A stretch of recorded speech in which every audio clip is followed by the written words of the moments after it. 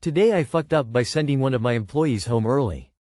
Hey there, this is my first post on this subreddit and it honestly still feels like a dream woman standing. Flashback about 3 days ago, I know it's not today, but it took a couple of days for me to get the info I have now, trust me. I'm a manager at a fast food restaurant and I was checking labor and it was really high, so I decided to send one of the cashiers home early since he had been here the longest. Let's call him Chris. Chris never minded going home early, but today he was a little bummed because he was trying to make some extra money, so I did feel a little bad, but he had to go. So Chris leaves, the day continues, my shift ends and I go home. The next day Chris is supposed to come in at 4 and he's a no-show. I think that's strange, and I messaged him and asked him where he was. No reply. I'm a little annoyed because now I have to have someone else come in when they weren't scheduled to, which isn't the easiest task. Anyway, I call someone, they come in and it's chill. The next day once again Chris is a no-call no-show. I call him this time. I leave a message that it's not acceptable for him to just disappear without informing anyone of his whereabouts. I'm a little more frustrated today because I have no idea where this guy is, but again the day continues and my shift ends. On the third day Chris shows. I ask him where the hell he's been. Y'all will not believe what this man said. Apparently, after I sent him home he was driving down the road. There's a really busy road close to us, and he got T-boned by another car. Those days he didn't show up? At the hospital. The calls and messages he didn't answer? His phone was destroyed. He couldn't make it to work because his car is totaled, guys. What in the final destination is this? I have never ever felt so horrible after sending someone home early. I immediately apologized and he told me it was fine and that his hip was just a bit messed up. He even ended up thanking me because he was filing a lawsuit on the other person involved because it was a hit and run. He says the money he'll receive will probably be enough to buy him a new car. Frowning face. Everyone's been joking about it and one of the other managers even joked that I should get a cut of the money. I'm still mortified. Had I not sent him home he would have probably been fine. Edit. Chris starts work at 6 a.m. and leaves at 3 p.m.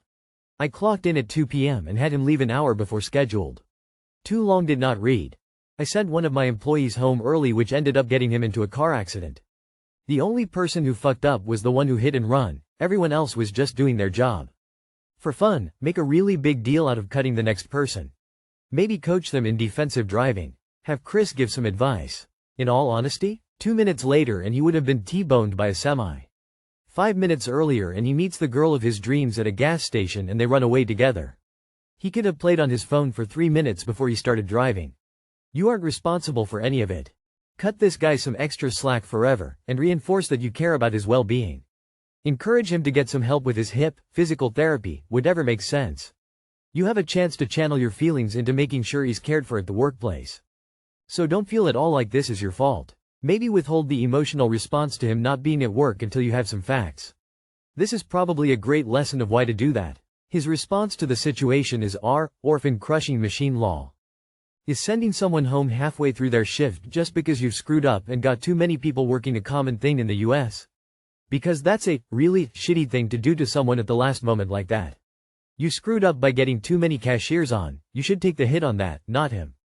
Waiting for the post for when the joke about getting a cut turns into a my employee got a big payout because of me. Am I the asshole for thinking he should give me some? Today I fucked up by getting a tattoo for a dude at the bar. For a couple of weeks, I've been down and in need of validation, so I've been going to dive bars a lot.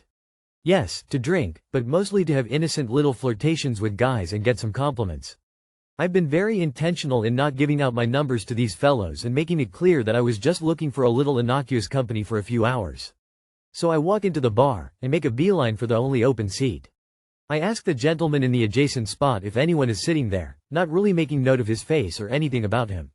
He replies, "You are," at which point, I'm like, okay, hot, and this guy is on my radar as that night's temporary flirtation. So, he starts chatting with me, and he was very magnetic. I wasn't even sure yet of why I was so uniquely attracted to him, besides the fact that he was very good looking, but we kept talking. He was incredibly confident and we were sharing pretty personal stories, in one of which I confessed I had a Red Hot Chili Peppers ass tattoo. At the end of the night, I hesitantly gave him my number, which, like I said, never do. Now here's where I fucked up. I did not have a Red Hot Chili Peppers ass tattoo, nor did I have any tattoos. But I figured that this would never come up as a problem. I have zero intentions of dating this guy whatsoever. Or any guy. But the next day there was an event at the bar, and so we hung out there. And then the next week there would be another reason to hang out, etc. etc., until we had a bit of a thing. But we weren't sleeping together, and I intended to keep it that way and end it before it got to that point, since sex is a marker of an actual relationship for me. Now, I had always been a conniving little weasel since the day I popped out of the womb, and I have gotten away with most lies I've told. But this one was not well thought out. It's such a weird, random thing to lie about, and I knew there was no way I was going to sleep with this guy and confess to being a liar who makes up ass tattoos to seem more interesting. But I couldn't fight the attraction. Even though I tried to keep it from progressing, I grew closer and closer to him and closer to giving in to my urges. So, I bit the bullet. I decided my first tattoo ever was going to be a Red Hot Chili Peppers asterisk, smack dab on my left cheek. I booked my appointment, paid $100, and permanently altered my body in arguably the trashiest way possible. The second it was done, I wore short shorts so he could see the tattoo and prayed he wouldn't notice the clear bandage over it. Once the bandage came off, the rest was history. Anyway, we've been together for 6 months or so. And today, I finally told him about the origins of my beloved ass tattoo. Too long did not read. I lied about having a Red Hot Chili Peppers ass tattoo to a stranger in a bar. Then fell for him so hard I actually had to get it so he wouldn't think I was a liar. Doesn't sound like much of a fuck up if you've been dating for 6 months now. And now you have a funny story about it even if you break up. This is one of those stories that straight up sounds so weird that I can't imagine it not being real. Maybe don't lie about any more tattoos though. Or anything else, really. Hey, I lied with you that first night we met. I wanted to flirt with you because I was wildly attracted to you. I didn't think it would work out, but we're together now, so now you know I'm slightly less cool. Haha, nice. How that conversation could have gone without trying to retroactively make your lie true. Now, I have always been a conniving little weasel since the day I popped out of the womb. This isn't really a today I fucked up. You should try to be a better person. I mean, a brand new tattoo looks, well, brand new.